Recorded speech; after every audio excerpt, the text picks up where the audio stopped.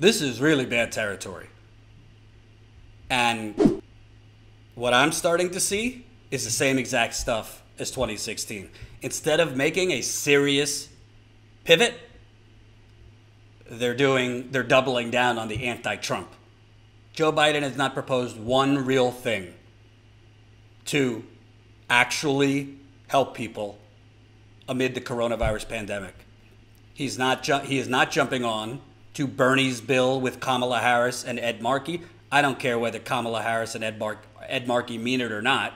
They got a bill in there, $2,000 a month, individuals, $4,000 a month for married couples, and those married couples would receive an additional $2,000 per children. That's something real. He hasn't signed on to that, Biden, even though his potential vice president, Kamala Harris, has. He hasn't said a word about Rashida Tlaib's bill for a replenishable debit card until the coronavirus is no longer devastating economies. Hasn't said a word. A refundable credit card of $2,000 a month. Hasn't said a word about Pramila Jayapal's proposal that Nancy Pelosi just tossed in the garbage and wouldn't include in her garbage bill that I went through yesterday.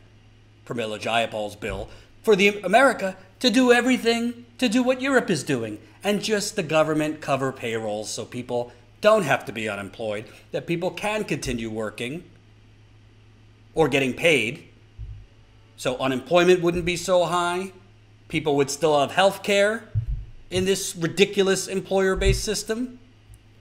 So, is Amy Klobuchar, hey, no offense to our older folks watching, if you're in this 18 to 34 bucket, tell me, is Amy Klobuchar getting your juices flowing as vice president if you're a millennial?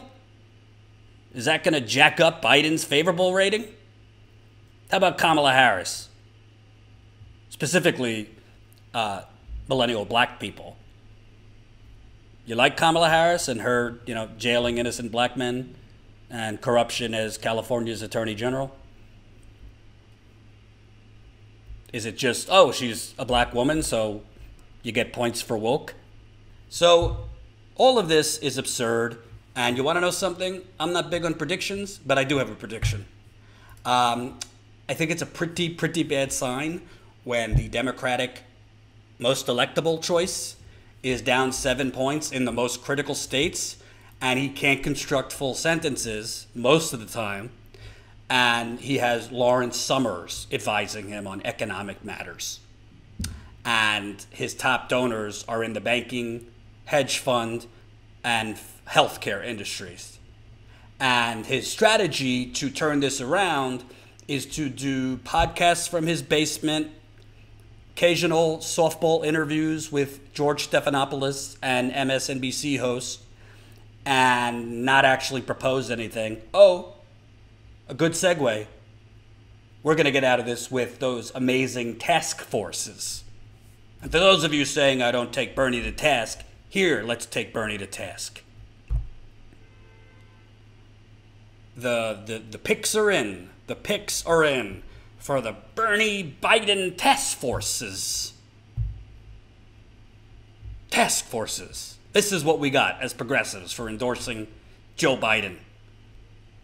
If you're Bernie Sanders, we got some task forces so we could come up with some ideas for future President Biden so he could take those ideas and wipe his gross ass with it. Here's Congresswoman Alexandria Ocasio-Cortez. After conferring with grassroots activists and climate allies, I am accepting Bernie Sanders' nomination to co-chair the Climate Change Unity Task Force with former Secretary of State John Kerry. Our planet is dangerously imperiled, and wherever there are decisions made, the people must have a voice. Oh boy, oh boy.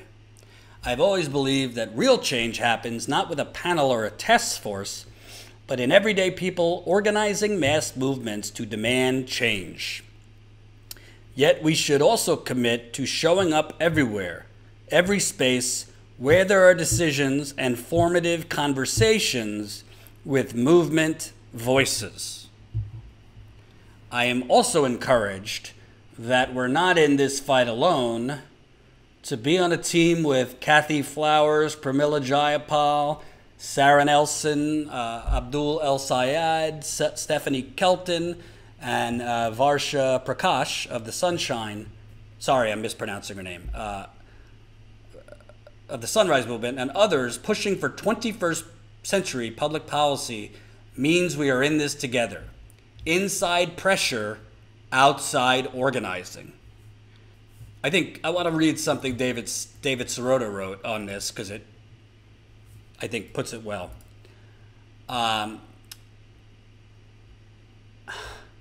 All these thoughts bubbled to the surface as I read the celebratory declarations about Joe Biden's new policy, quote, task forces. They are a mix of party dinosaurs, corporate zombies, and some terrific progressive voices. And we are asked to earnestly evaluate and applaud the complexion of the task force as if they are a genuine endeavor, as if they are something truly real.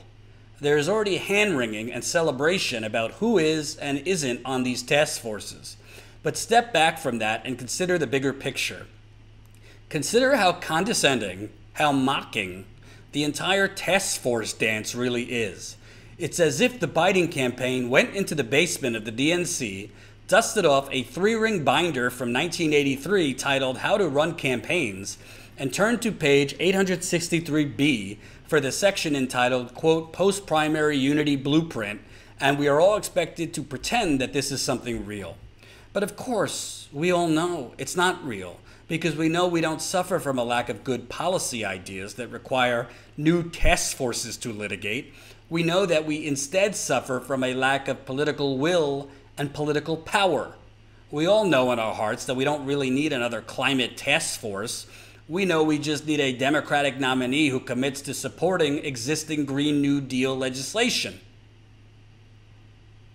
We all know we don't really need a healthcare task force. We know we just need a Democratic nominee who commits to not vetoing Medicare for All legislation that is already co-sponsored by a majority of U.S. House Democrats. You can go to davidsirota.com for his newsletter that I was just reading from. So, let me explain to you why this is ridiculous. And frankly, Bernie Sanders is either hiding something from us and there's some deal that we don't know about where we're actually going to get a lot more, but he just can't release it yet. I don't think that's true. Or he's just extremely naive. It's one or the other. My guess is it's the extreme naivete. First of all, it's not just the task force. We have to look before the task force. There was reporting that Alexandria Ocasio-Cortez kind of sort of struck down, but really didn't strongly strike it down. There was reporting that Ocasio-Cortez had hired some more traditional advisors, got rid of, her really aggressive progressive chief of staff. Her communications director is no longer there. And her new strategy was to try and, I guess this inside-outside strategy. And the inside strategy would be trying to create relationships with the Democratic Party dinosaurs that David Sirota suggested. And try and create relationships and courtships and not be so hostile. She has not endorsed many primary challengers to incumbents like we expected her to do. I think she's endorsed one in the Bronx and Jessica Cisneros, who lost down in Texas. That's it. So, of course, yeah, you have to compromise as an elected official sometimes. She's elected. So is Jayapal. So is Tlaib, Omar, Ro Khanna. We wish, as progressive outsiders, not in Congress, we could just burn the whole place down. I'd never have to compromise. But what are you compromising about? And are you ever getting anything for compromising? Are you getting anything tangible for these compromises? Are you getting anything tangible for courtships and calling Nancy Pelosi a corrupt sellout? She's a sellout. Are you getting anything for calling her Mama Bear and voting for these whole bills? To be fair, AOC was the only one who voted against the corporate bailout bill. If you're going to make compromises, what are you getting for those compromises? If you're going to play ball with Nancy Pelosi and call her Mama Bear and vote for most of these bills and not be adversarial and not endorse progressive challengers to incumbents. She has not endorsed many progressive challengers to incumbents. What are we getting for it? As far as I can see, what we're getting for it is a task force.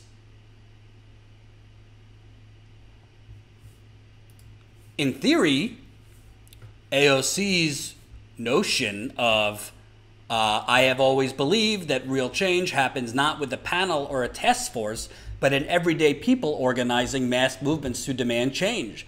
Yet we should also commit to showing up everywhere, every space where there are decisions and formative conversations with movement voices.